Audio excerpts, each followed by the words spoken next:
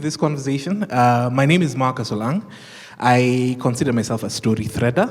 I will be moderating this conversation. By story threader, I came to realize about myself that I am very good at picking pieces and weaving them into something new other than creating out of myself. So I call myself a threader. And I am glad that I am part of this wonderful conversation that is going to be happening today. I am also glad that you will be a part of it. This will be a conversation, okay? It's not just going to be us that are speaking. Allow me to introduce those that will be part of this conversation today. I will start from the very end. We have Dr. Joyce Nyairo. Hello. How are you? On a scale of yay to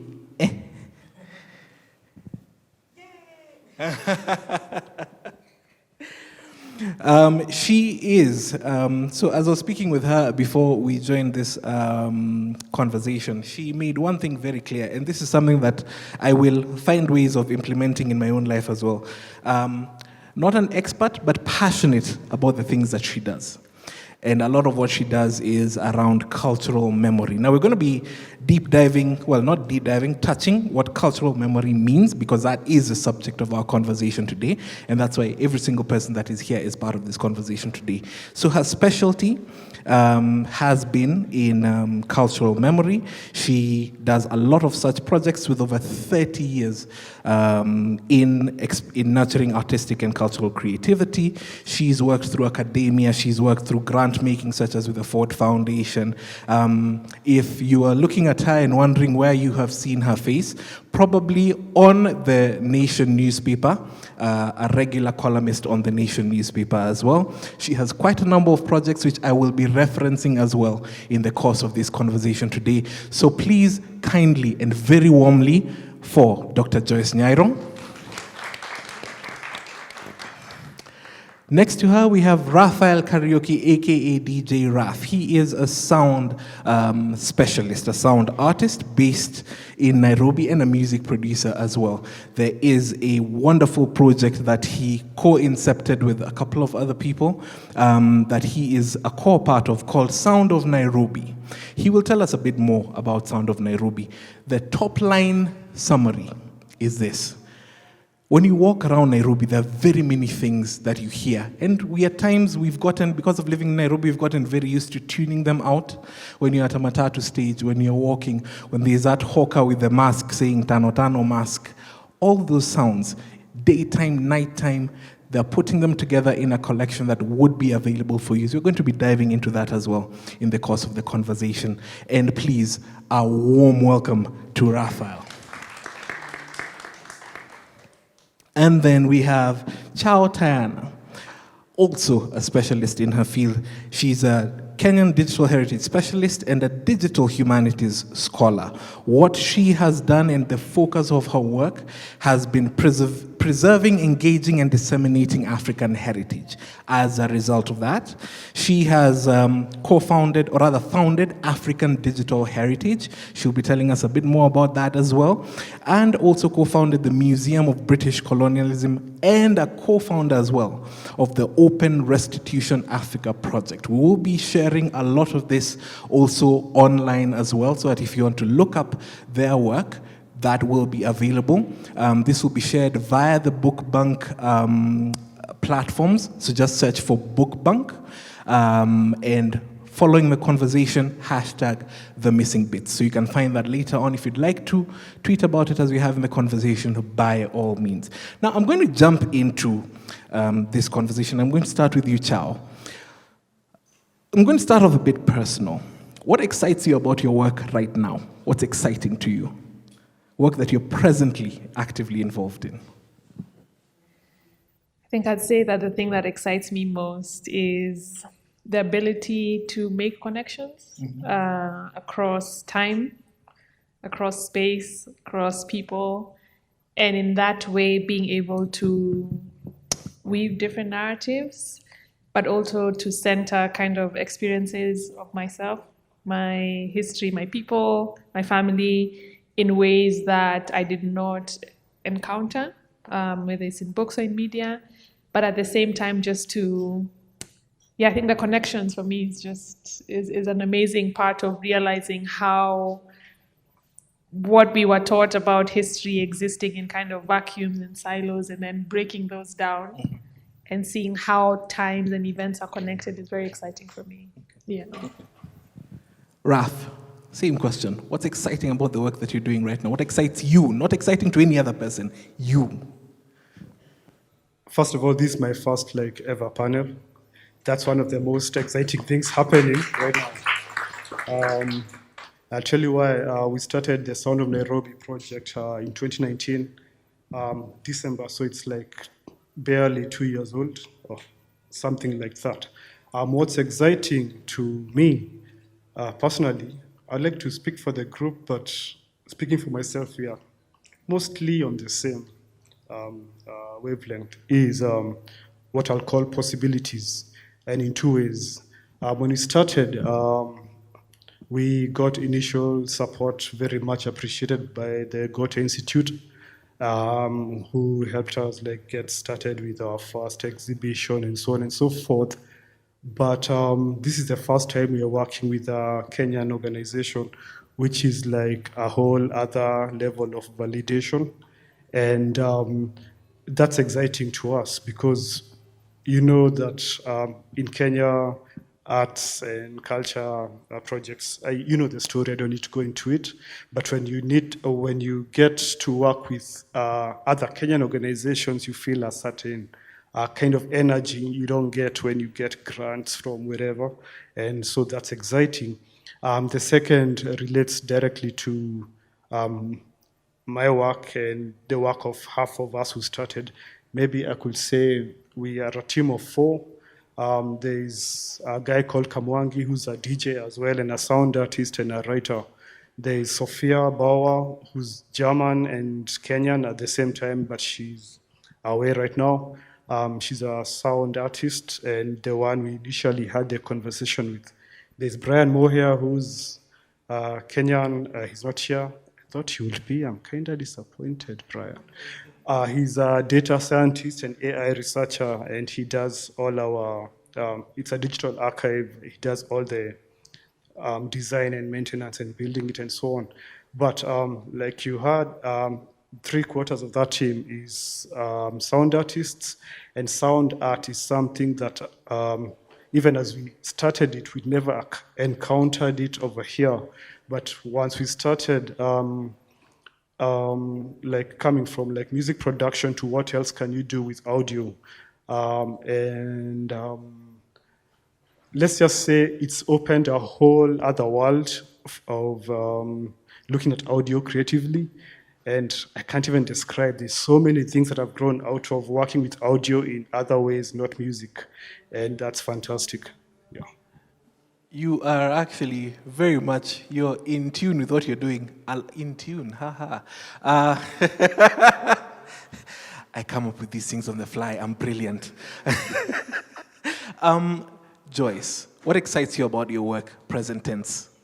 What excites me about my work is how much easier it is to do things now. Things that used to take, oh my God, a trip to somewhere else, hunting in the library, at my fingertips, at my desk, I didn't even stand up. I have everything I'm looking for. It's an exciting space for people who write. It's an exciting moment in time for people who chase ideas. What's also very exciting is just the proliferation of places where artists can be and can express themselves. That matters a lot to me as somebody who's always been keen in the production of culture, in the production of art forms, whether one is a musician or a visual artist or a writer. It excites me that there are now so many spaces in this country where artists can gather, where artists can feel validated about the work that they do. I think there were years when it was a terribly lonely pursuit. It was also a pursuit that was riddled with stigma. If you are hanging around with a guitar, you are an outcast. I take so much pride when I see people say, I am an artist, and we are all very excited. I can't tell you what that journey has been since I was a child or even since I was a teenager. It's just amazing to see. And that has happened because of the persistence of artists, because of the faith that they have in their craft, in the work that they do. They have stayed the course even when it was easier to leave. It has broken some of them, and I don't think we talk enough about the ones that broke, and we should. But I take a lot of pride in the kind of growth that I think we have made as a society in generating acceptance and validation and growth. I'm going to walk us through what we're going to do today, just simply so that you're not flying blind into this conversation. So what we're going to do, I wanted us to establish what we are passionate about. And then we're going to link that back to what this, I'll admit, when I got the call for this panel, and I was told it's going to be about cultural memory. You know those things that you know, but you don't know. You know they exist, but you don't have a name to them. As I was doing a bit of reading around it, this is one of the things that came up, that I didn't have the name for what cultural memory is. And I'm sure we all have an idea of what it is. It's just that we haven't had that, some of us haven't had that introduction to that term alone. So we're going to explore what it means. Is it at all important? And then go into us as in the Kenyan context. How are we looking at it? What's the work in digitizing and archiving this thing that we're calling cultural memory? And then bring it down to you, I, each and every one of us as individuals. Do we have a role to play, or is this an institutional thing that we just, Serekali's idea and we leave it alone at that point in time? So we're going to explore these different avenues, and we're going to start, now that the mic is back with you, Chao. In your work and interpretation, cultural memory, what is this beast that we call cultural memory? Well, it is actually a beast indeed. I think for me, cultural memory is a map. Yeah, we often use maps when we don't know where we're going, but sometimes we need to remember where we're coming from. And I look at cultural memory in the ways in which you can both retrace steps, but also use it to refresh, to unearth, to challenge, to dialogue around it.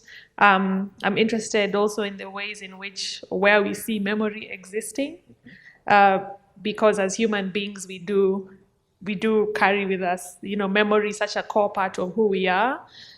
But at the same time, in the ways in which we have been institutionalized or taught to think that memory exists in certain spaces with certain people, I think it's an interesting thing to ask ourselves: does memory exist in sound?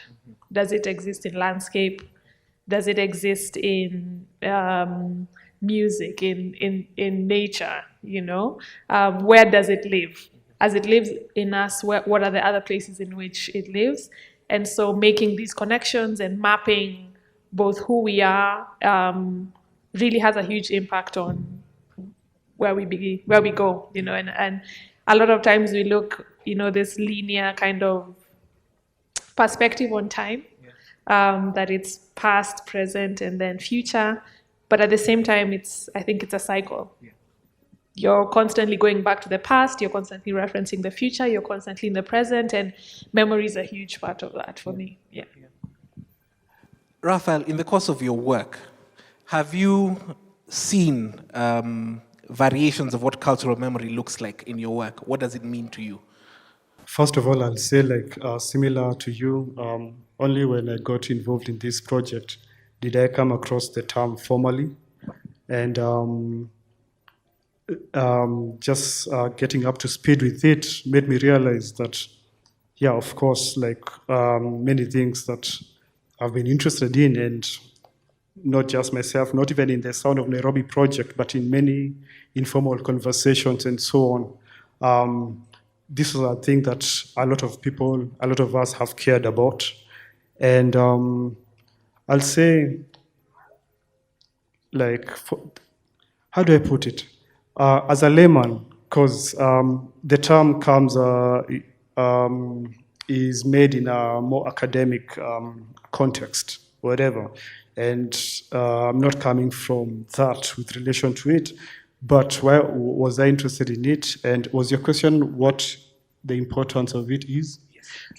Yeah, and I think I'll also, I'm looking at what made us care about things like investigating our past, what made us care about things like recording our present for the future.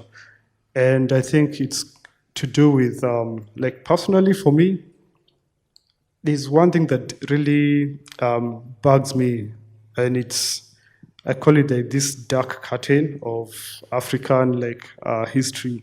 Like and I mean, I'll be as basic as layman street level as possible. Yeah, you're watching TV and you watch some great movie starring, I don't know, Brad Pitt, whatever, some romance story, The 300, Game of Thrones, and all these other mythologies that are available now in some form or other in popular culture. African stories, you try and what do we have? And you can't get anything apart from some really simple stuff you learned in school. You dig deeper because you care about this place I live in and these people I'm part of, these people I am. Our position in this world makes you question many things and makes you want to learn more, and you start realizing that a lot of that you can access is sort of not representing there's a lot that is not represented, and even what is there is misrepresented. And we all have probably, many of us have dug into those social media groups and websites that purport to take you into deeper parts of African history that you are not taught in school, and so on and so forth. And after some time, some of them, they're like, no, and yes, and you don't have a place to tell you this is legitimate, and you can use this to help construct your worldview, and this is reactionary, and this is lies, and blah, blah, blah. There's a lot of confusion, when you try and go back in African history. At least that's my experience. And I started looking at, I got involved in a project long ago. If I may, yeah. There's a path that you're going towards, and I think we're going to come back. I see where you're going. Okay. There's that one. We are jumping ahead. Okay. So I'm going to pause you there and link something back to something that you've just said in terms of what we learn in school and the things that we are taught. The things that we are taught that may not be true but are still there. And I want to just shift gear a bit to Joyce. It's an iteration of the same question, but I want to link it back to something that you wrote about once upon a time.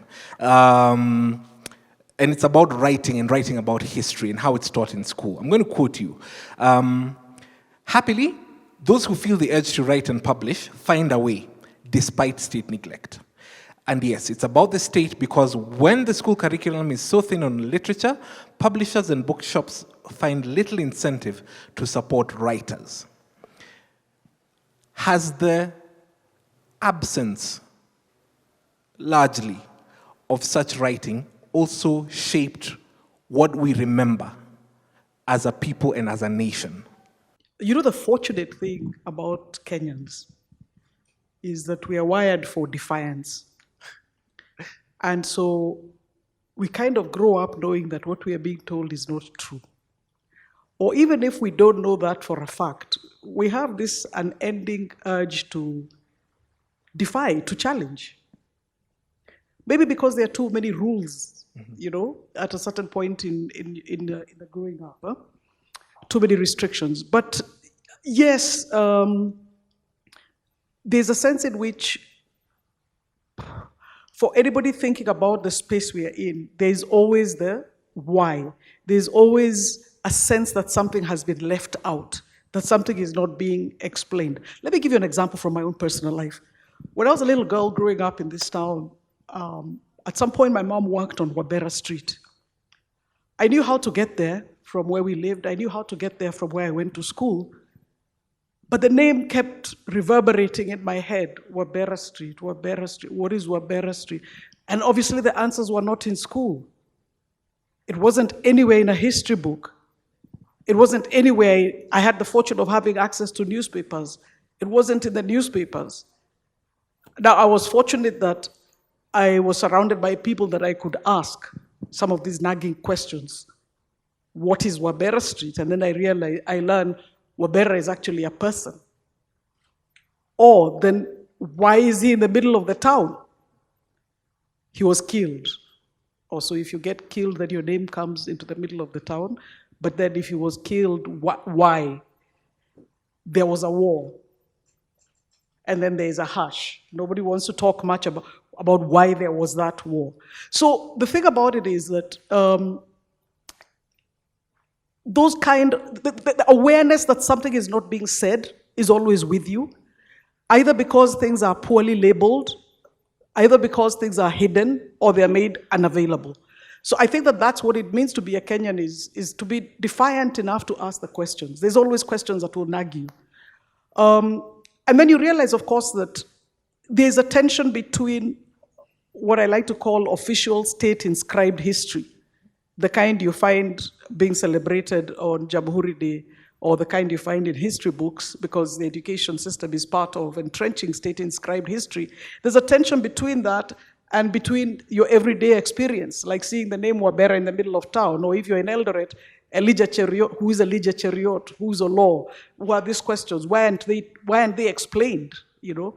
So I think that in any event, it is in our nature to question, because, you know, and I think that where memory becomes important is that we're a society that has grown up out of oppression, whether the oppression is the one we have individually faced or the ones faced by our parents and grandparents, and you begin to realize that there's a certain limp they went through life with. There's a certain haunted air they had when certain things were said. And that by itself puts you on your guard, makes you somebody who is inclined to question. I think that's how I would answer that. In that tension between, let's loosely call it state narrative, or what exists presently, versus what each and every one of us has as a story to tell. If I did my reading right, Chao, some of your work, a lot of your work, began with you wanting to document stories around you, of your family, of the people around you. Is it something that you wanted to do out of, I want to do this? Or did you have in mind the fact that there's an absence of such stories and I want to tell this one as a starting point? I would say a bit of both. Definitely, just to speak to what Dr. Joyce has just said, that there is an innate, incessant sense of discomfort that more often than not you don't know how to articulate, but you can feel it, yeah? And this awareness of the absence of a narrative, the absence of a perspective, the ways in which it sits with you.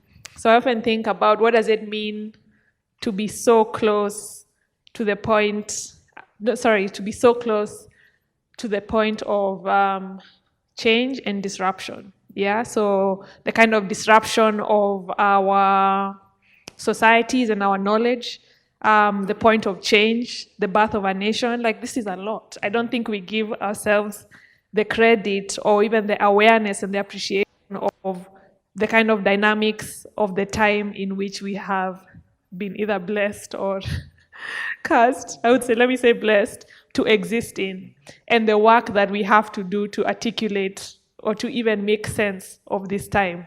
And sometimes I think of it like molten lava, that it's very viscous and it's flowing, but at some point it will solidify. And I think we're at the point at which it's molten lava.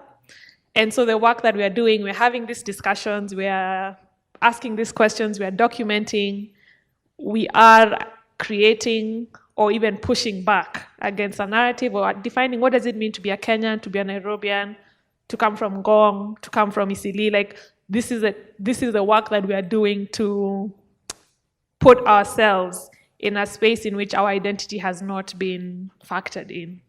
And so my work also, when I started, like, for instance, working on the story of the railway, it was at a point in which the SGR was just starting, and we were being fed the narrative that we are moving forward, we are changing, and Kenya is advancing. While at the same time, there's another railway that's on its dying feet, and all we know about it is that there were man-eating lions in the 1890s. And so the most prominent thing that we know, let's say 100 years, the most prominent thing is the man-eating lions. And I don't mean to take away from their fame, but I just wanted to show that so much has happened, and in the ways in which we are constantly erased out of the things, even the infrastructure which is on our land, which we have built, is not remembered from our perspective. And I forget the question now, but yes, whatever you asked. There's something that I want to pick up on along those lines as well. The idea that oftentimes narratives are prescribed rather than created, as it's, largely stands. We have the power to create them, but as it stands at the moment, a lot of them are the prescribed narratives. But something that you're doing with Sound of Nairobi, and I'm going to quote something that you said, the idea is to create an accessible audio record of Nairobi's history available for free to researchers, artists, and curious ears. For free. Why on earth would you spend hours upon hours of time to create this vast library and have it simply given in a capitalist world? This will be my shortest answer. We answered it at the very beginning of this whole thing. You're passionate about it. Yeah. Everything else around the world comes up to that. So. And what is it about Nairobi's history specifically that caught your attention? Why Nairobi? Why Nairobi? Also another short answer. Part of it I'm in it, and I care about myself and who I am and who we are. And so I start thinking and looking around, and my response is this. Okay. So to use a slight modification of some certain prominent personalities' famous words, cultural memory starts with you. That was the approach basically at that point in time, that you decided that this is a big thing for me as a human being, therefore I will move on this front with what I have presently. And what I have is the knowledge of sound artistry. That's where you started from, yes? I would say, when you answer that, that's when you discover other people and other things that go ahead that happen that are contributing to the same thing. That's where they start with me, when I answer my own call. Yes. That's how we meet here. Okay. Now, I'll start this question off with you now as we move to Joyce. Now, from your perspective, as you document these elements of Nairobi's history, the challenges that you face in documenting this, in archiving these memories, what are they? What are the obstacles that you have met thus far on your path? Okay. The first one, the one that's most easily tangible, the one that I can share is technology. And the paradox is we are in a time when we can document a lot, and record just about whatever we want and but I don't know how many of you guys have working CD players at home, or how many of you guys play your music on CD, and CDs were hardly 20 years old and they come and go. And now we have streaming, but you have whatever media you have on your device, it doesn't belong to you. It belongs to whoever you're paying or stealing from. And tomorrow, if Spotify shuts down, you have no music. We have record players for people who are nostalgic and serious about that, but that's negligible. What happens, our biggest issue has been And that's why I really wanted Brian to be here, because he's the one who takes care of that. It's the technology of recording, but making sure it's available, even if the technology changes. Like, we have we use Amazon servers to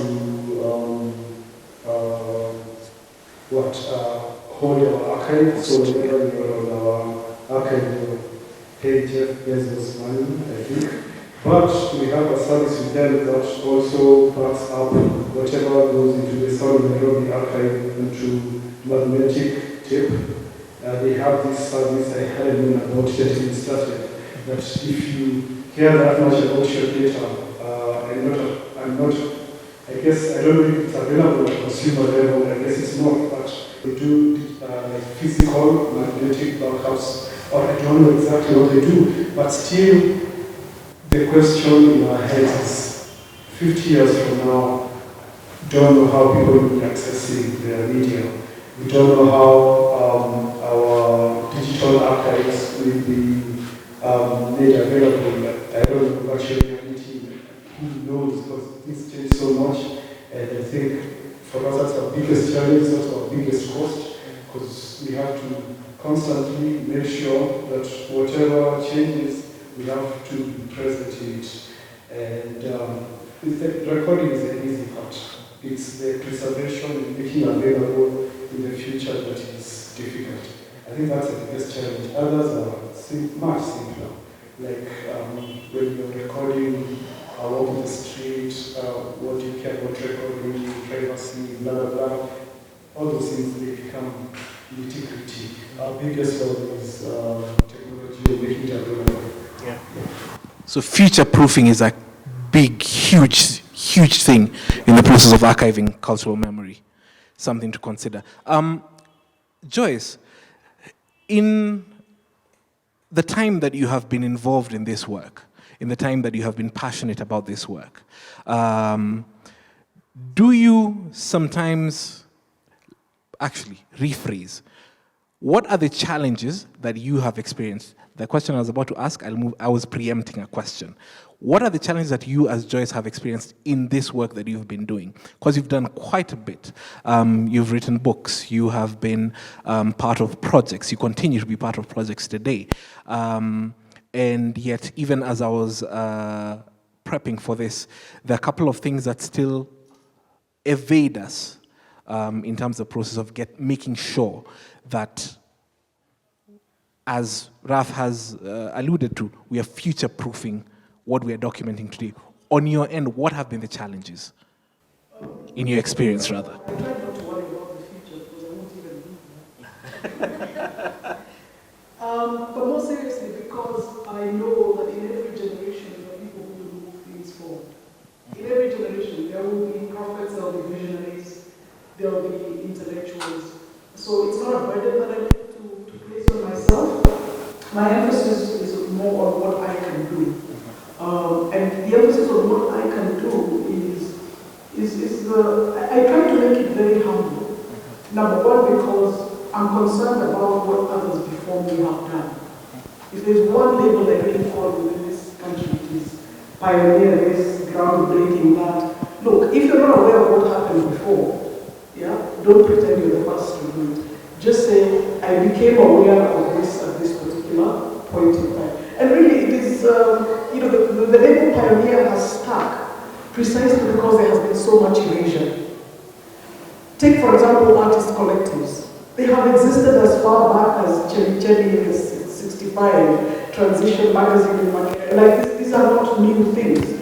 And so our concern should be more with building the iteration, counter-referencing.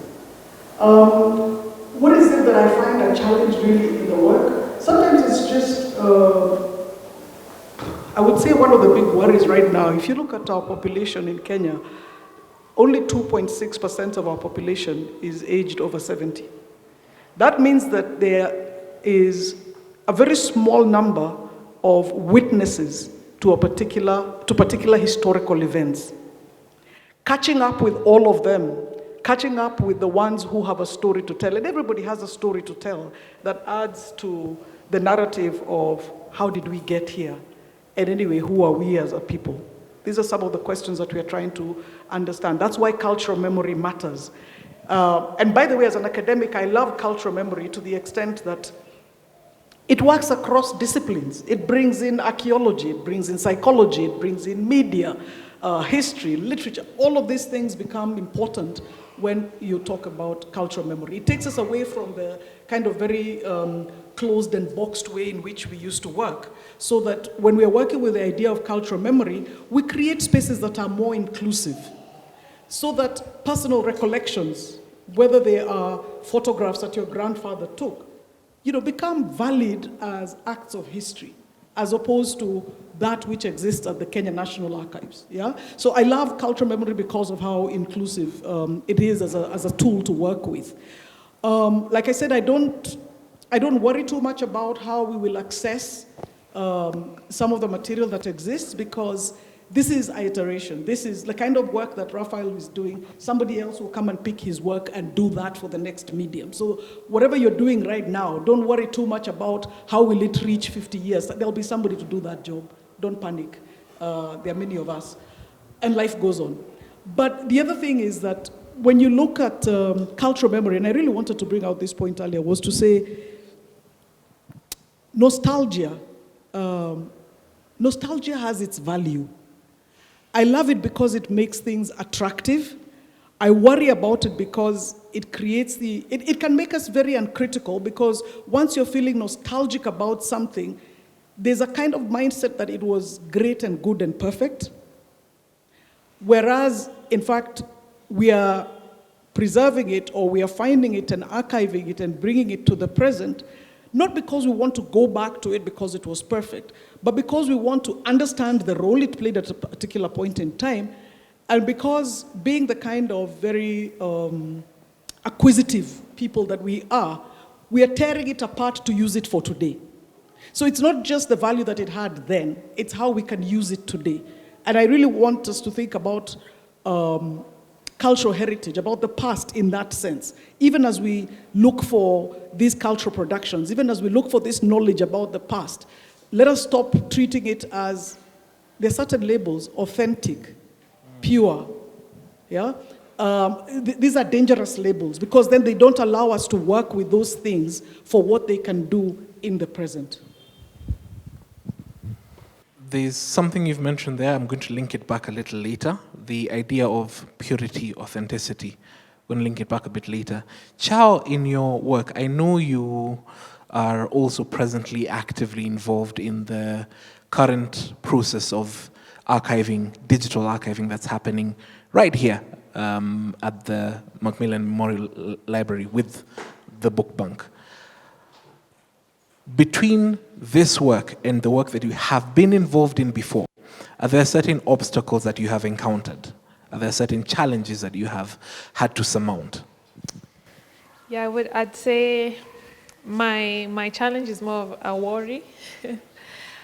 I worry about knowledge that we are reproducing online, en masse, particularly colonial archives, particularly objects, records in institutions such as museums and libraries that were set up with a particular audience in mind, with a particular agenda in mind.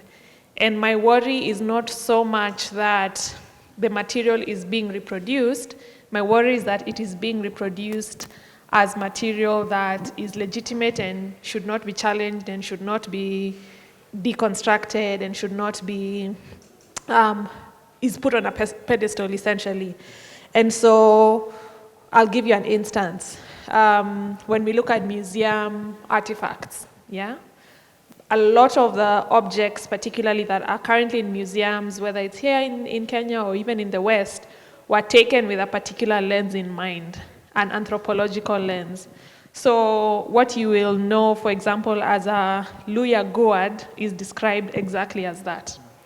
There is no reference to how it was used. There's no reference to the tree with which it was made from. There's no reference from who it was taken, in which ceremonies it would, there's a stripping of complexity, a stripping of empathy, a stripping of African humanity from these records.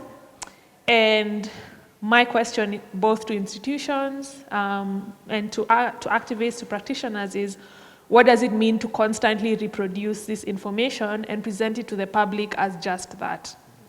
So in this, we're exploring ways of, one, challenging, especially with the book bank team. We've been looking at things like the way in which we describe the data. We've been looking at ways in which you can present it to the audience in a way that says, this is what we have, but this is incomplete. And this kind of way of saying, we don't know everything. I think that's one of the greatest potentials that digital technology offers us, not to keep regurgitating the same information, but to say, this is what we have. We may not agree with it, we may not like it, but at the same time, what other perspective can we add to it? So whereas I cannot take this book and write on it, the digital offers us a way to really be critical about the information that we present online. And also the idea, I would say that everything exists online. Sometimes we can think if it's not on Google, like if you Google a person and they're not there, did they exist? And so we have this, we have this kind of parallel between the physical and the digital world, in which the digital world is becoming the force in which everything is legitimate, and if you're not referenced in some way in this world, then you're not. And what happens, as Dr. Joyce has said, to the 2% of the people whose lives and whose experiences and whose memories are not accurately captured here, yeah? And what is the work of excavating and respecting and honoring between the physical and the digital spaces? So I think about these things a lot, and sometimes they are existential more than they are things that I know how to solve, but yeah, I think that's a challenge that we are seeing now in the reproduction of data in this way. Yeah. I want us to do a very small exercise over here as we are seated here, just to bring this idea of cultural memory and individual memory back home in our own lives. I'm going to tell a very quick story. My dad happened to be at the University of Nairobi in 1982. Anyone knows what happened in 1982? Any ideas? In Kenya, there was a coup, an attempted coup. Yeah, the age disparity is also showing, don't worry. This is part of why cultural memory is important.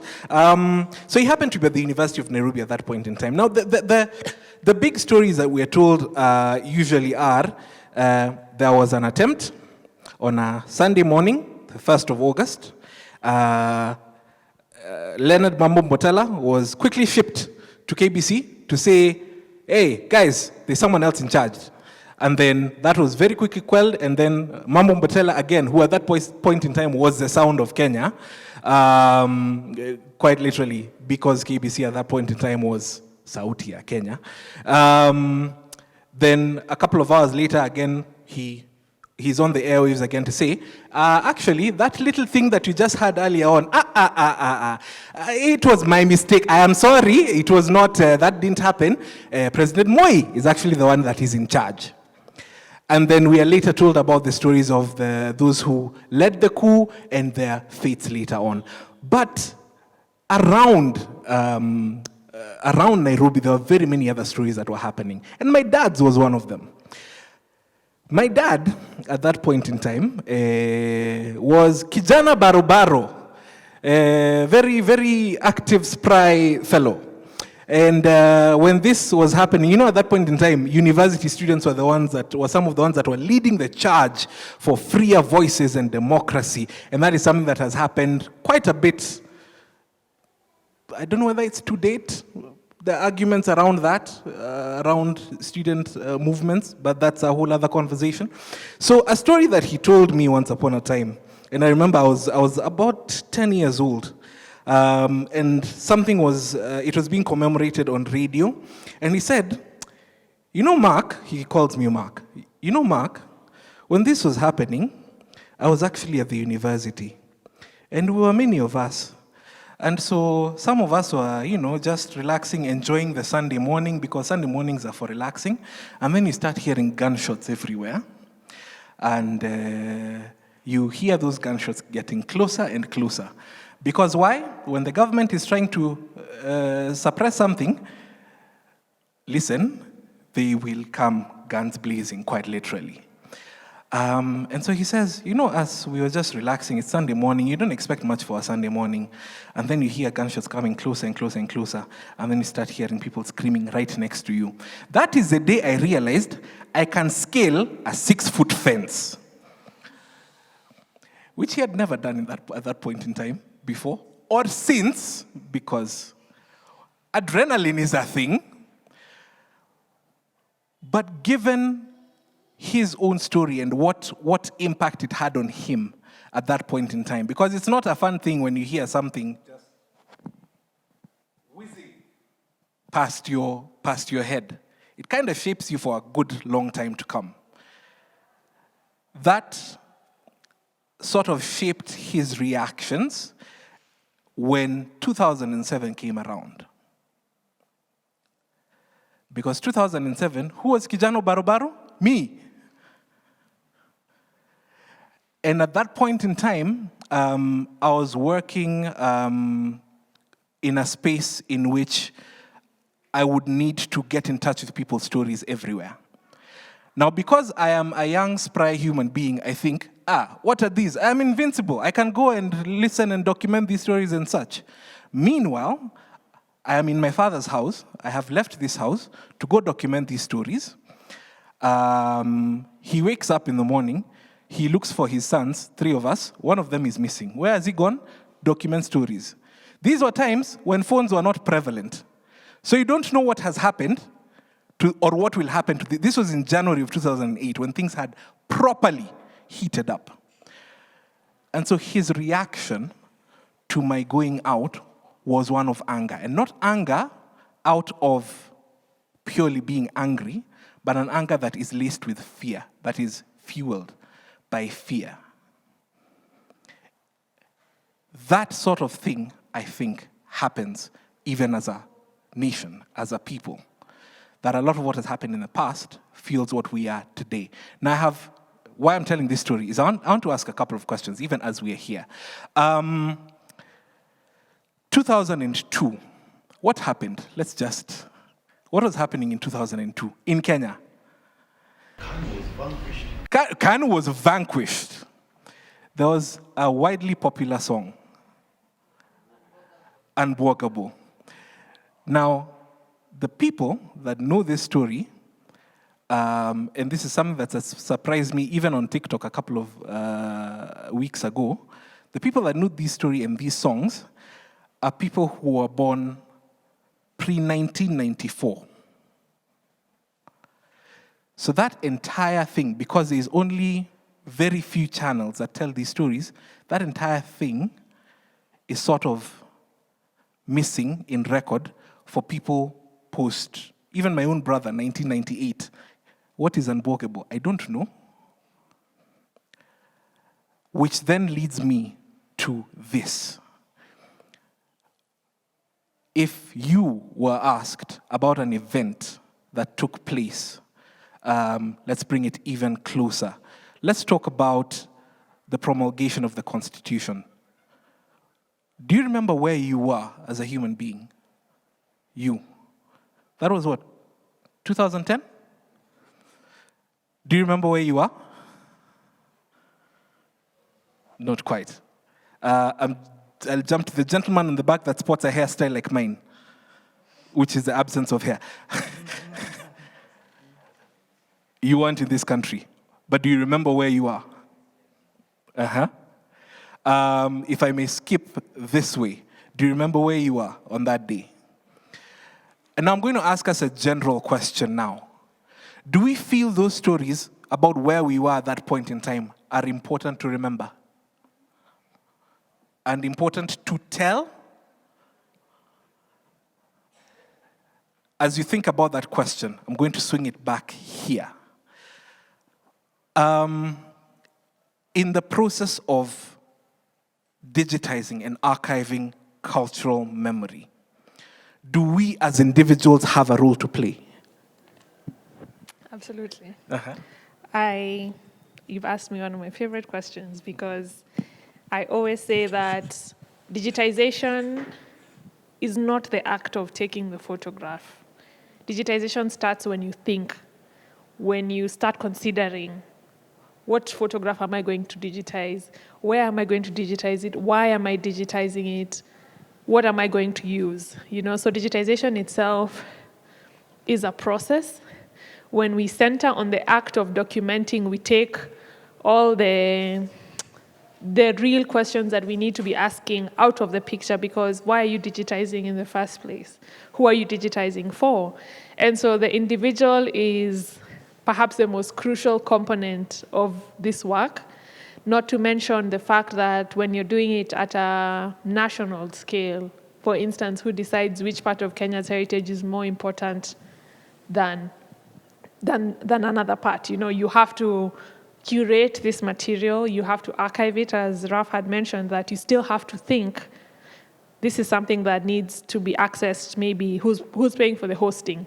Where are the servers? These are questions that I think get lost in the kind of allure of, yes, we are digital and technology is great.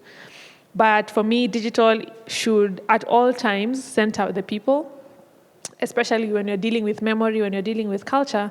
We are trying to take something that is so crucial to you being a human being and to put it on your phone and your iPad, and it exists within certain ways for us to interact with it. And so absolutely, whether it's at an institutional level or whether you're doing it at home, who you are as an individual, the decisions that you make, the choices that you are wrestling with are an important part of the process. In a kind of more institutional way, I'll give you an example. When we're digitizing here at the McMillan and the records that we're digitizing, the data on the people who are digitizing is also important. So whether we are working with the staff, myself, who was present when these decisions were being made, because we will always have questions. Raphael, do you feel, as we are seated here, is the individual important? Do you feel there's a level of importance that every single person has to this process of making sure that Nairobi's memory is kept? Absolutely. Earlier you asked cultural memory starts with you, and I had to answer yes at the beginning, but realizing that all of us, to some extent, care about who we are and where we're coming from, where we're going, is also one of the things that is actually at the core of the Sound of Nairobi archive, where it's not like it's the four of us who go around recording sounds, but we've made a system where whoever feels like something is worth recording can go ahead and record and upload, because we live in a place where, like earlier, you gave the example of the coup 1982, and it was interesting that you gave your personal examples with your family, and I'm sure there's like several million memories of 1982 still alive right now, but I don't know how many of us have had the recordings of Mambo Botella during that time. Goes back to what we were talking about access, because I think YouTube avails some of them, but if it was now, right now, what will happen? Like all of us will be outside your balcony or on the road or wherever, taking your phone pictures and so on and so forth. Why? Because to you personally, it matters, but it matters because you're part of it as part of the collective. So it works both ways, and part of the challenge that has been going on previously was, we talked about shaped narratives with missing chunks of information, because previously there's been a lot of I don't know, bureaucracies and whatever, etc.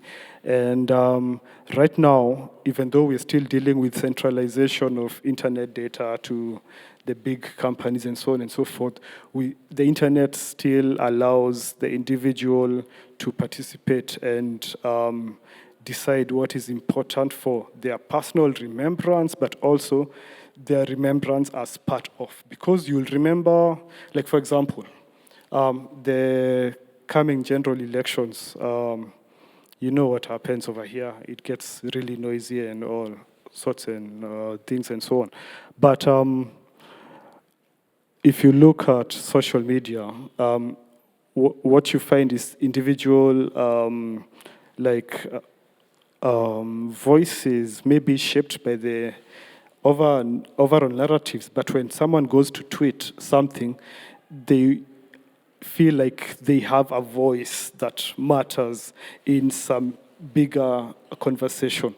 It doesn't matter, no one sees your tweets, but your tweet is tweet number 100,000 that thinks hashtag A or hashtag B. I think individual and collective, it's such a, I don't know, both are both. Each one is the other. And I think we live in a place where the individual has way more agency. But yeah, matters. Joyce, you've been very strong in some of your work about the state of the individual in the context of the wider story. I want to ask the same question, but also add in one more thing. There is an excerpt, just a very brief quote from your book, which I will admit, I am not one to lie. I have not read it yet. I have made it a point that I shall read it. But in Kenya at 50, Trends, Identities, and the Politics of Belonging, you mention a generation of shattered Kenyans. Why is that? And if I may link it back to the original question, is there then a way that as an individual, I can help in shifting this state of digitization and archiving as it stands today? Yeah, so, the last 7 or so years, I've been involved in a lot of life writing,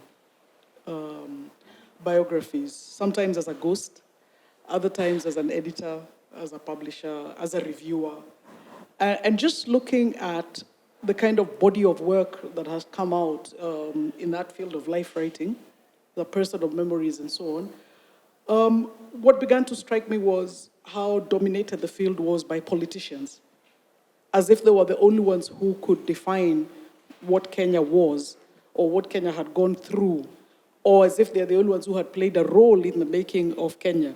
Perhaps they had played a role in the unmaking of Kenya. What I started to do was to encourage other people, other voices, to participate in life writing, to see their stories as equally important. So, for example, the memoir of a visual artist, a painter, the memoir of a self-taught teacher. That was, really exciting.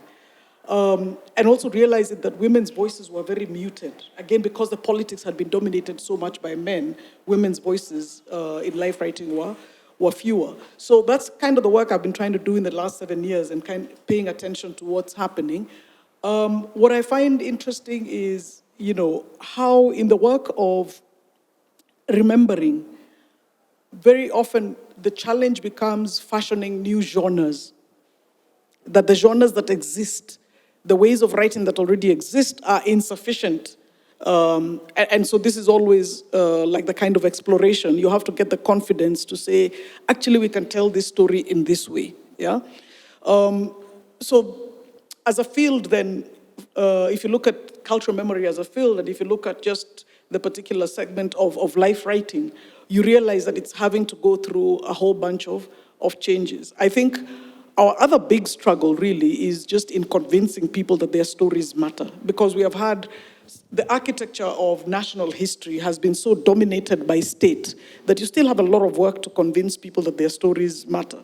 Of course, at this point, we should pause and regret the fact that yesterday we lost a 90-year-old man who had been a public figure for 50 years, and we still don't have a definitive life story of his.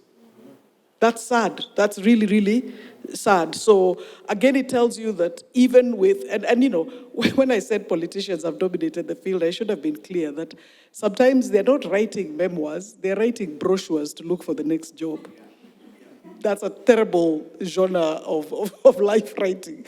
And then you get a man whose story would have been so constitutive, completely refusing to. We hope that it is hiding somewhere and will emerge out of the woodwork now. But anyway, be that as it may, it tells you how much heavy lifting there is in this field of cultural memory. Just the difficulty of convincing people that these stories matter.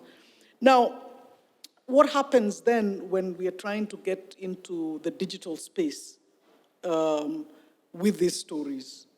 I love the variety of platforms. This is one of the gifts that technology has given us. I love the variety of platforms, the TikToks, the Twitter. And you know, as Raphael said, it doesn't matter whether anybody will read your tweet, you just put it in there and you become part of whatever. And this is going to be now the work of the curators of Chao to find that tweet that really made a difference in the way a particular moment was witnessed or experienced, yeah? So there's a lot of, I think if there's a challenge for those who worry about these things, those who want to curate, those who want to write reflectively, as academics, or even those who are writing fiction, yeah? These are some of their sources. I think the challenge actually is going to be one of abundance. Just how much, so it's going to be very interesting that as a society, we move from erasure and dying witnesses that we are trying to reach and convince that their stories are useful. We move from that kind of silence and erasure and get into abundance. Absolute abundance. I think there's a bit of a generational thing in between there, because you have a generation that doesn't think their stories mattered or were silenced or whatever. You have a generation that was shattered, that lost its belief in Kenya, and therefore doesn't even think that there's anything that they can possibly engage in that will make a difference. So convincing those ones also. They may also be the generation that is struggling with TikTok and the gram. So again, you know, so it's going to be interesting to see how, as cultural memory evolves, how do we curate generations? And maybe what we shouldn't feel is the burden to curate the national, but just take the slices as they come and put them together, and out of that, the national story as some kind of a kilt, almost, will form, right? Yeah. On that mention, I do need to mention as well that there are, yes, several varied ways that you can tell your story, but if you have something that you want digitized, whether it's for yourself or whether to be included as part of an archive, the Book Bank is actually facilitating something at the moment. There are ways in which you can digitize what you already have, be it an audio story, someone, whether it's yours or someone else's whose story is to be told, because all of our stories are to be told. They have facilities that they have set up where if you know someone or if you have a story that you'd like digitized, and this is also including photos and such, this is the time for you to do it. You can decide that you want to digitize it for yourself and keep it for yourself and share amongst those that are close to you, or you could decide to add it into the archive as well. That is your choice. But the important thing here is that those facilities are available and you can tap into those. Now, with that, I am opening the floor. I don't know whether this is a Kenyan phrase as well. I'm opening the floor to questions and comments. My name is Sheila, an intern at Book Bank. And my question is more of a worry.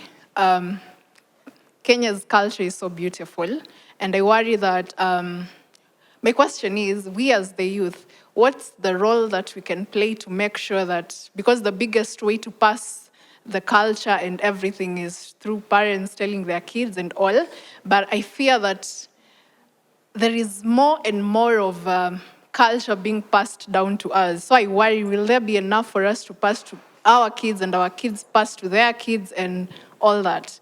So I fear that it is getting vague and more vague as time goes by. Yeah. Hi, I'm Alex here. I think I was going back to what Dr. Joyce mentioned about people feeling their stories shouldn't be recorded or remembered, or at least maybe not feeling that they're worth recording. And so I think between the tension of erasure and abundance, as you phrased it, I think my concern is about the right to be forgotten and the right to that space. So I wonder right now, particularly as a lot of us are forced more and more in a surveillance state to be recorded, often against our will, I wonder what that looks like when you start to curate that, making room for someone who says, my life is mine and I want it to stay that way, or at least this part of my life is mine. So, yeah. If you could comment on whether access to language is a challenge to cultural memory.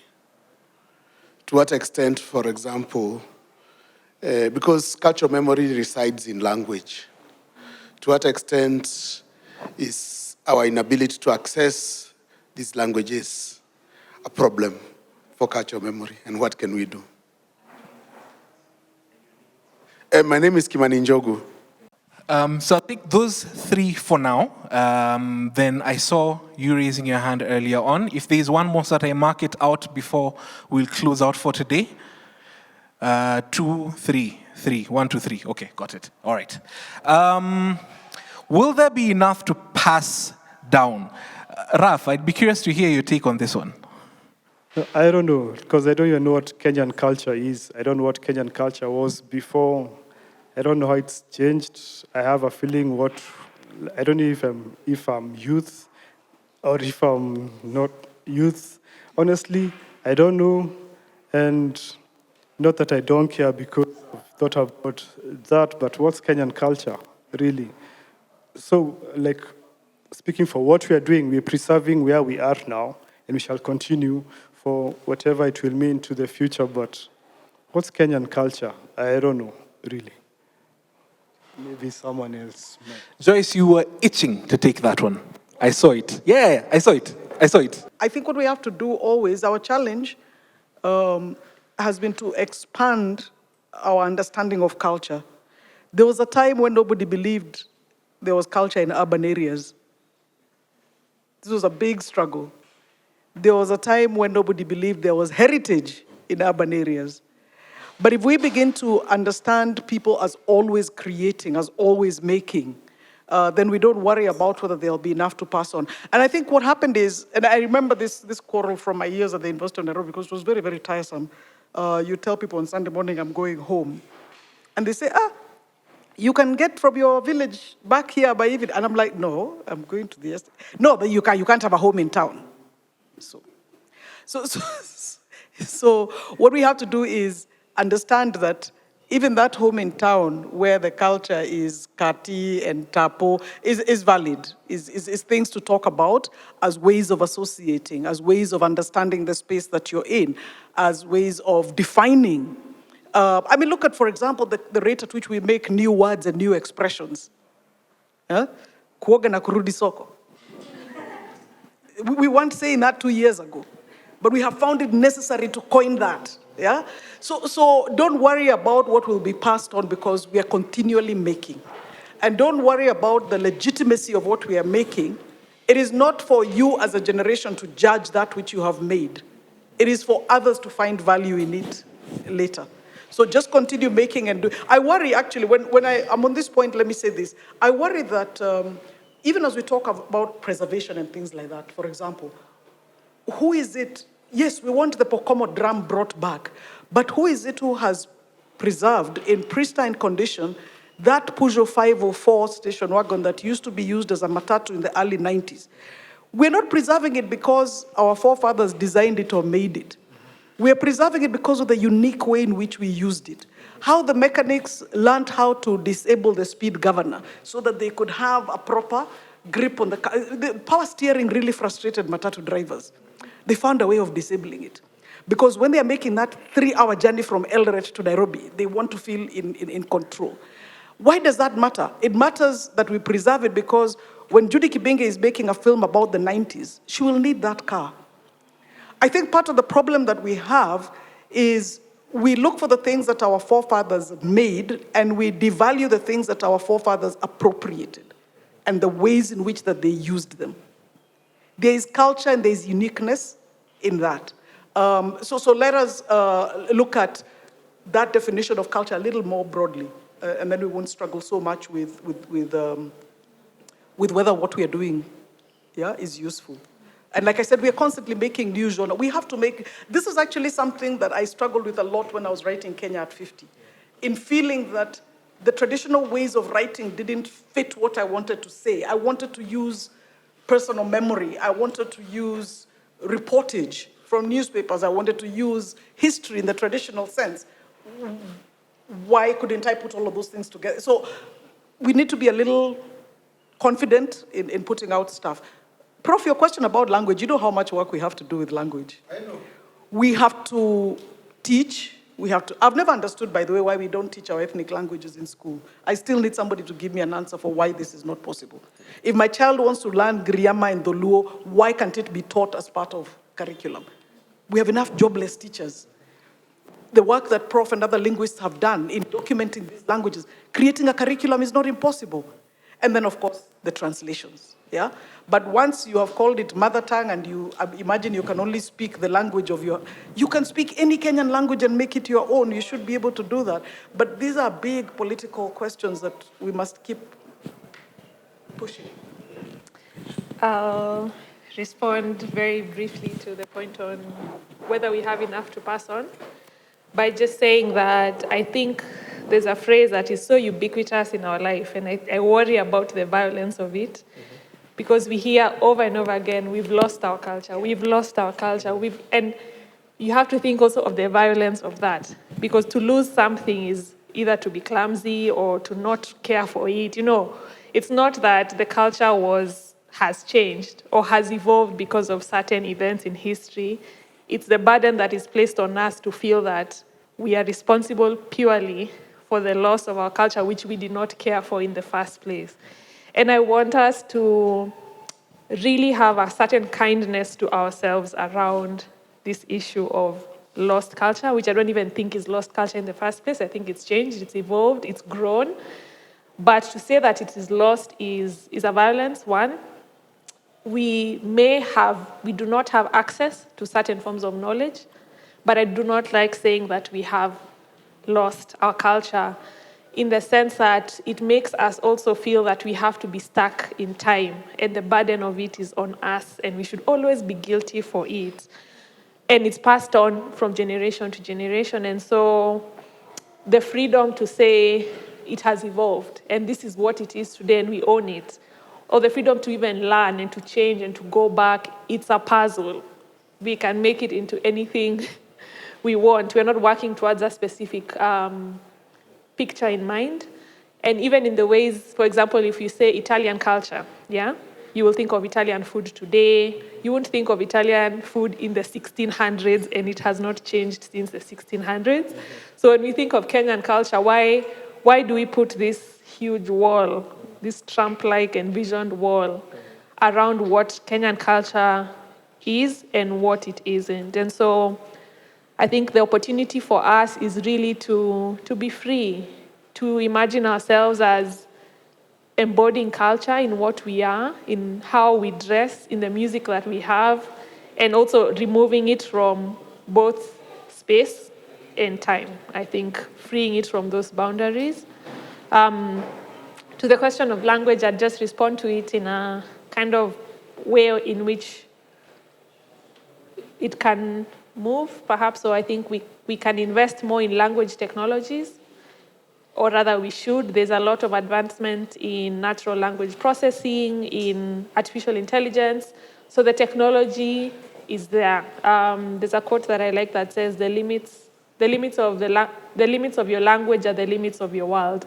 And it's true that a language is an entire world, an entire archive, an entire collection of history on its own. And so I'm curious, and I hope and I pray that we have the infrastructure, more so the financial infrastructure, not so much the skills. If we can get finances to invest in language technologies, in addition to skills as the work that Prof has been doing, I think it would be really important. Yeah. To the question of right to be forgotten. And then once we have that, I'll take the final 4, and we'll have a hard stop, at least for this session there. This conversation does not end with this session alone, all right? All right. To the question on right to be forgotten, I think I'll start with you, Chao. No? No?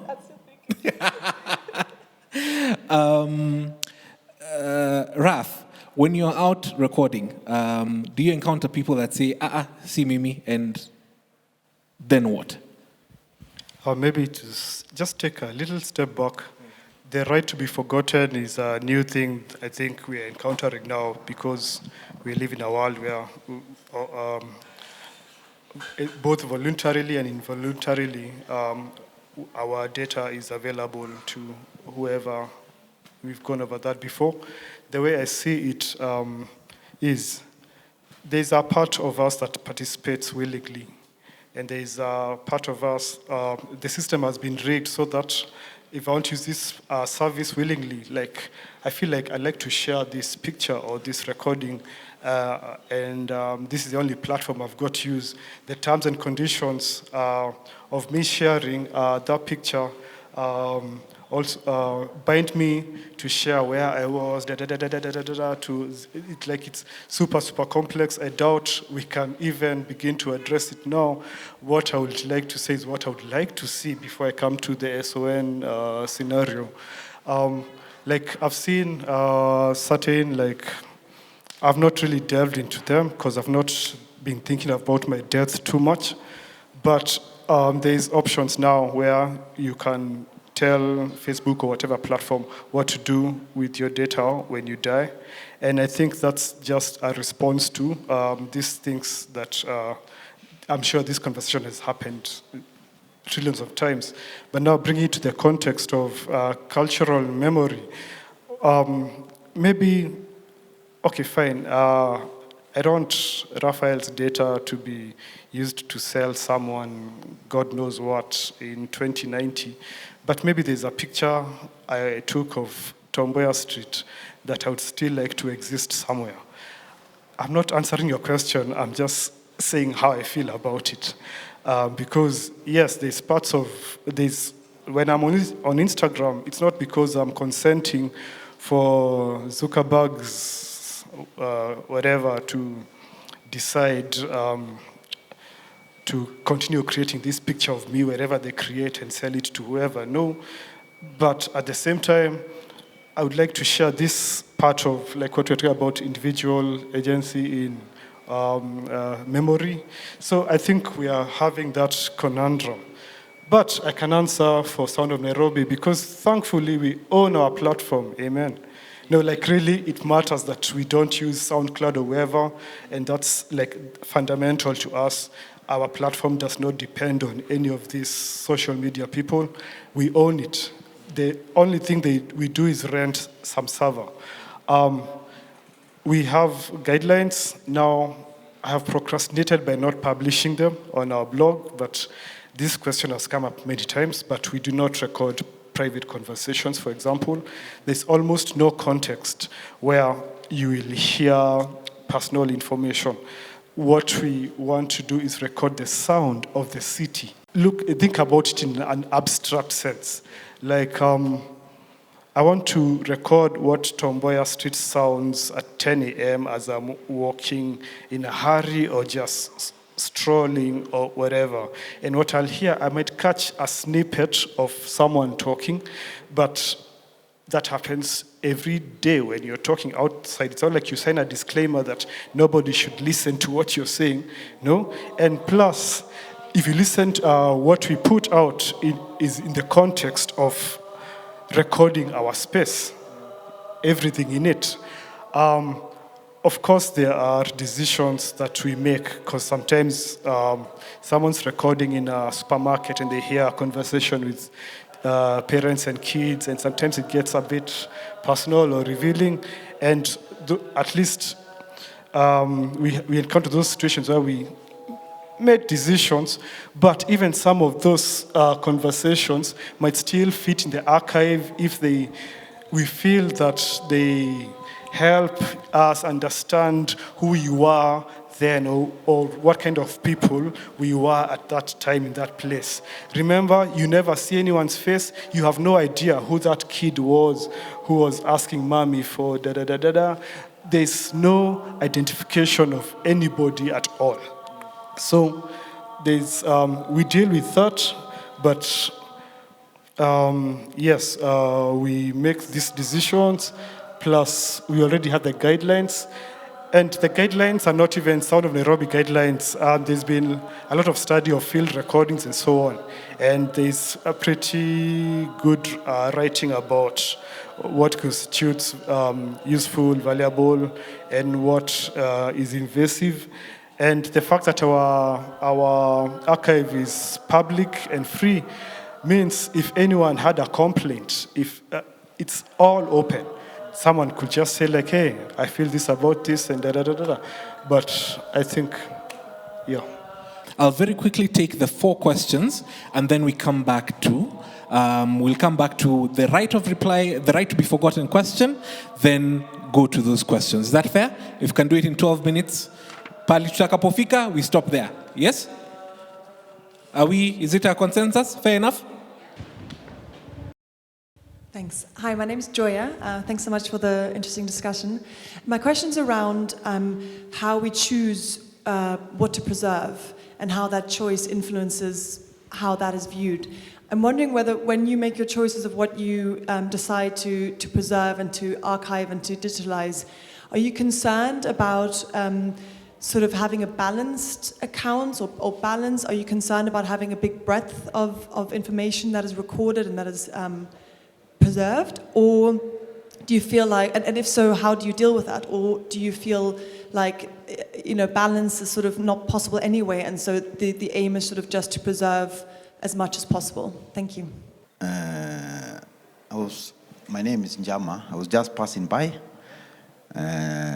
Nikawa interested na hii mambo ya culture. Nina matatizo kidogo na kuhusu mambo ya culture, kwa sababu nitaeleza kana kwamba sisi tumeathirika sana na culture, kwa sababu mjadala ni kuhusu culture, sio? Sijui sisi kama Waafrika tulipotea wapi? Yani utamaduni wetu ulipotelea wapi? Kwa sababu naona kana kwamba vyombo vya habari, social media zimetuathiri sana mpaka ile utamaduni wetu umepotea. Mfano mzuri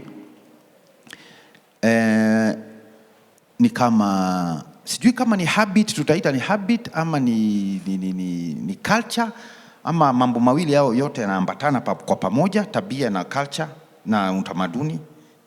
Nionekana ni kama yanaambatana, kwa sababu leo katika social media nilipokuwa kwa nyumba yangu nikiangalia, naona kuna msichana mmoja ameuawa, anaitwa Sheila Lumumba, kwa sababu ya mienendo yake, maadili yake si mazuri. Kwa sababu katika jamii yetu hapa Kiafrika kuna watu walimwataka, kama kumuua si jambo sawa, lakini pengine wakishikwa watasema maybe alikuwa tabia zake hazikuwafurahisha. Si katika utamaduni wetu wa Kiafrika kuwa na tabia kama zile. Sasa mimi hapa kuna argument mara mbili, kwa sababu kuna baadhi ya watu wanaamini ya kwamba, the minority group wanasema kwamba what is your business with my behavior? Sijui behavior na culture zinatangamana vipi, unaona? Kwa sababu na kuna watu katika jamii hiyo wanaathirika na mienendo hiyo, kwa sababu ni kana kwamba hii tabia tumeiga kutoka magharibi. Mimi nashangaa kwa nini sisi tunakuwa influence sana na western culture, probably because mambo haya yameanza pahali na wao hawaathiriki na culture yetu. Mbona wasiige tabia yetu? Sisi tunaiga tabia yao. Okay. Unaona? Hiyo ndio swali langu, kwa sababu kuna watu wanasema hii ni makosa, kuna watu wanasema hii ni sawa. Sisi tulipotea wapi? Na vipi tutairudisha ile culture yetu? Tutaenda kwenye makanisa ama msikitini ama kwenye temple, turudishe ile maadili yetu. Haya. Acha tupe mtu mwingine microphone apate kuuliza swali. Swali langu kwako pia litakuwa moja. Tuajuaje ni sisi ambao tumeiga? Tutajuaje kwa iwapo hatukuwa na hizi tabia na mienendo kabla ya kupatana na Western world as it were? Kuna njia ambavyo tunajua kwa uhakika kwamba hatukuwa na tabia na mienendo hayo. Hilo ndo swali langu peke yangu. Haya. Hi everyone. Hello. My name is Tuti Sharon. My question is around, there's something I read the other day about how there's so much information that is being put out there, so much information we are consuming. There's sort of like a virtual waste that is coming up, and there's information overload. So even as we are documenting, even as we are digitizing, do we need to worry about the virtual waste that's coming up, that as with time, everything is out there? And if someone, say, wants now to maybe go back in time to access particular amount of information, is it like, I worry that it might be a challenge, the information overload of it and the virtual waste that is coming up? That's my question. There was a fourth person. Yes, there we go. Leslie, my question is, we content creators like me, I'm a podcaster, so I would like to channel my podcast on storytelling and everything. So my source of information, should I base on Uncle Google, or just go to the books directly and just source my information from there? Because some people out here write just for formalities and some for money, So which my source of information, who is legit, I can say that, Thank you. All right, so let's look at those questions. I think there's some that we can address in one go. So let's dial it back a bit. You had something on the right to be forgotten. I think the right to be forgotten should be respected at any cost.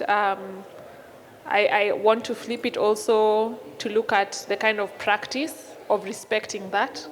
What are the ethics as researchers, as practitioners, as people who are content creators around respecting that right to be forgotten? Because if that is someone's decision, then it should be respected.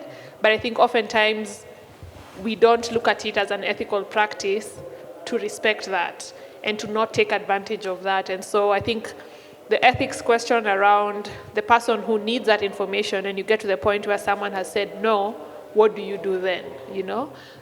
It's more of a question and a kind of challenge to us as people who are documenting or excavating or even trying to understand this. I'll answer the question on the digital curation and kind of the decisions that go into that. It's not a one-size-fits-all kind of solution, and most times you'll find that different places have their own kind of criteria. So you can select, for instance, according to audience.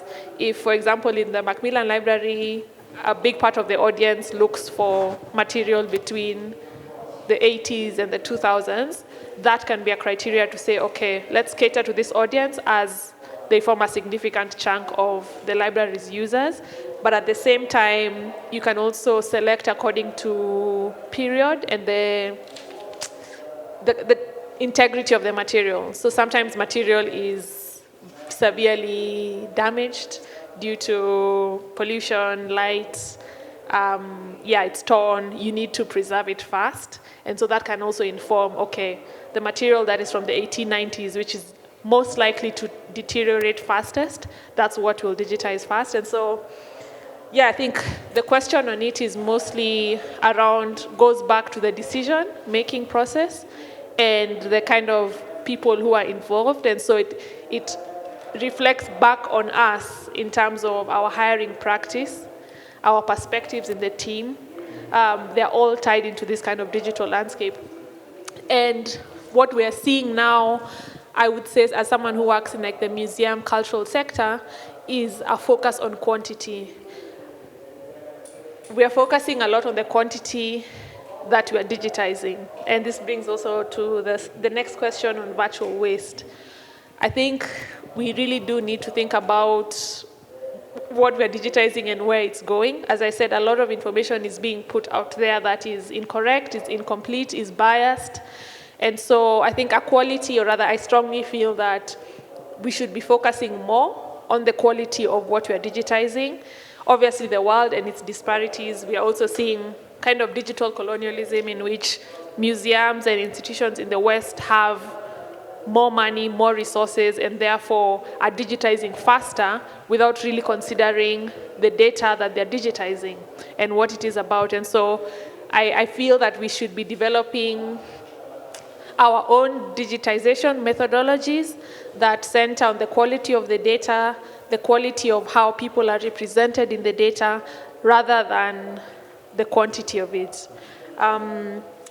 I'd encourage anyone who's doing this work of documentation and participation to really think widely about your sources. There's the sources in terms of books, but looking at people as a resource, human beings as a resource, language as a resource, both what's online and offline. So I think it depends also with your subject, but it helps, I think, for a culture in a country or a society in which people's opinions have been devalued and stripped from the historical canon. I think it would really do justice to our work and the content we produce to focus on people and personal and individual stories, as well as the other sources that we are working with. Yeah. I'll swing to you, Joyce.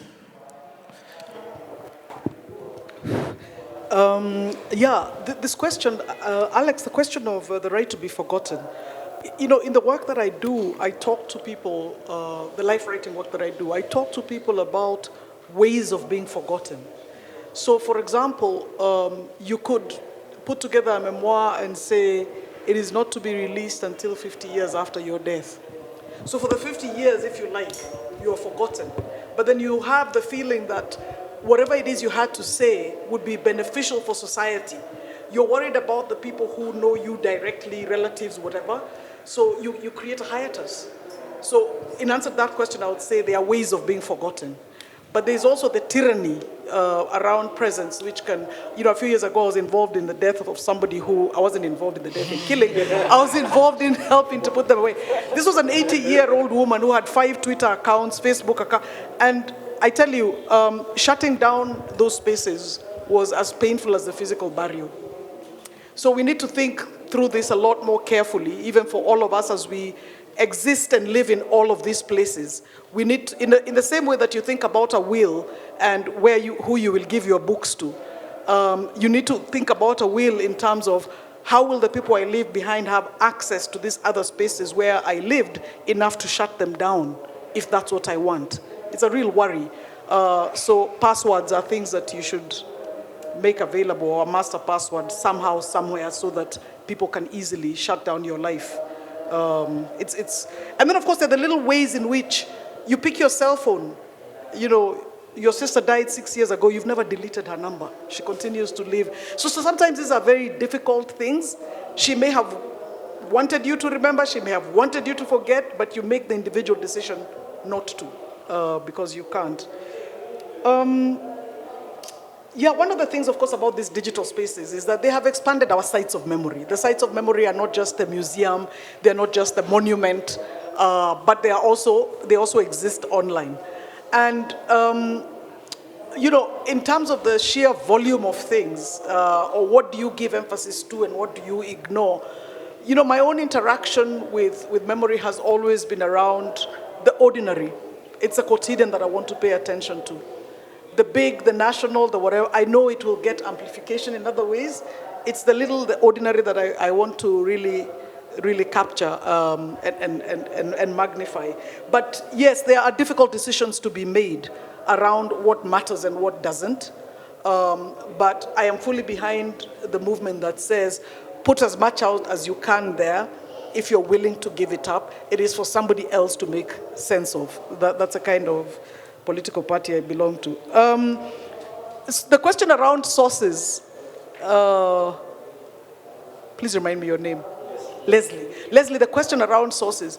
You realize that this is, I don't know, the way I always feel about it, it's the tyranny that exists in the hierarchy of knowledge. You will find a newspaper report that says, so-and-so took to social media to say, why can't you just say, according to social media, like give that platform the dignity that it deserves. It is also a source. Why should mainstream media erect itself as the more credible source and necessarily see social media as trash? Of course, what that calls for is media literacy when we are handling all of this material that is now available everywhere in digital spaces, yeah? What is credible, what is not incredible? What is a joke, what is not? Sometimes do you realize how difficult it is even to figure out which one is a joke? So I would say that all sources are valid. All you want to do is to say, I'm using this in this particular way, or I'm using it for its value in A, B, C, D. Acknowledgement for me is always a big thing, acknowledging sources, but at the same time, not giving in to the hierarchy that says that because I'm quoting Professor Joyce, it is more valid than the eyewitness account of so-and-so. No, let's put things in their right, whatever. I think there's a right to be heard for everybody. But of course, I understand what you're saying. It's around how will my work be received? Because people are still thinking within very kind of set norms. Our work is to keep pushing until the ordinary becomes acceptable. Yeah. Do I have anything else to say? No. That was an interesting question, John. Let me just walk in where angels fear to tread. I'll ask Professor Kimani to translate because he knows I was chased out of Kiswahili in Form 2. Why would you use a borrowed religion to fight what you're thinking of as a borrowed practice?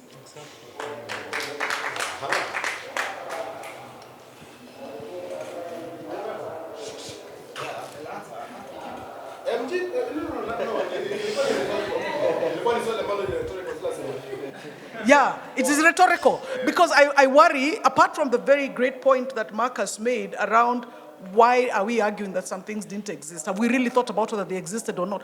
Take, for example, the practice of woman-to-woman marriage in many societies. Did it not exist? It is still there. Not too long ago, my father-in-law was going to pay dowry in a woman-to-woman marriage.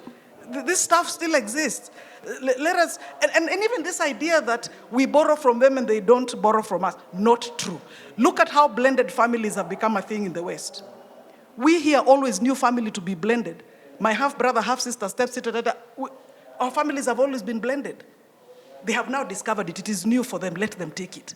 So no, don't say that they never borrow from us all the time. In fact, half the tragedy is that very often they steal from us.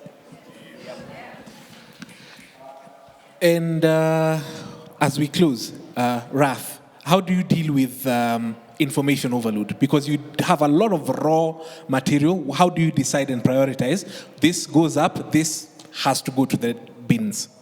Oh, sorry, 1 minute before you say that, because I wanted to ask Raphael this. Raphael, you know the thing about the sounds which you capture sometimes and you want to retain the privacy? Mm-hmm. Do you ever mute the sound so that you change it? Because there's ways to change the sound quality so that it's not recognizable, for example, right? We try and simplify everything. Whatever goes onto the archive is supposed to go out as is. If anything needed to be muted, we will cut it out. What if you change the quality of my sound so that Chao doesn't recognize it? Remember that we never record in situations where you will be identifiable. So, like, it's if for some reason, any reason, the recording was such that the recording is some anonymous file number, but someone listening will tell that that is Joyce.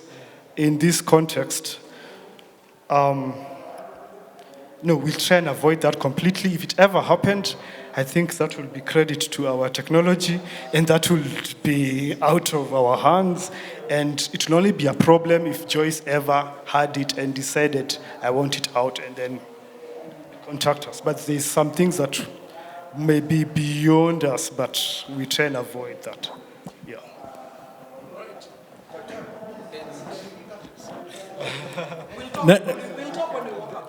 The conversation doesn't end here. Bado tutaendelea kuongea baadaye hata when we're done with the panel. But for now, we do have to close in the interest of time. There are also other activities happening, but we can continue to have the conversation with the panelists here. So please, if we may, appreciate our panelists today. We have Dr. Joyce Nyairo, we have Raphael Kariuki, we have Chao Tayiana. Thank you guys very, very much for being a part of this conversation. The conversation can, yes, continue online as well, because on the book bank spaces, we have referenced their names, their handles, where they can be found, and their work as well, respectively. I want to thank each and every one of you for being a part, an active part of this conversation and this discussion. So please, appreciation for yourselves as well, and us appreciating them as well. And there's plenty more activity happening. I want to thank you. My name is Marcus Olang. I appreciate you lending us your time today, and may you have a wonderful rest of your day. Please remember, your story is important, and it is worth telling. Never let someone rob you of that. Thank you. Thank you, Marcus.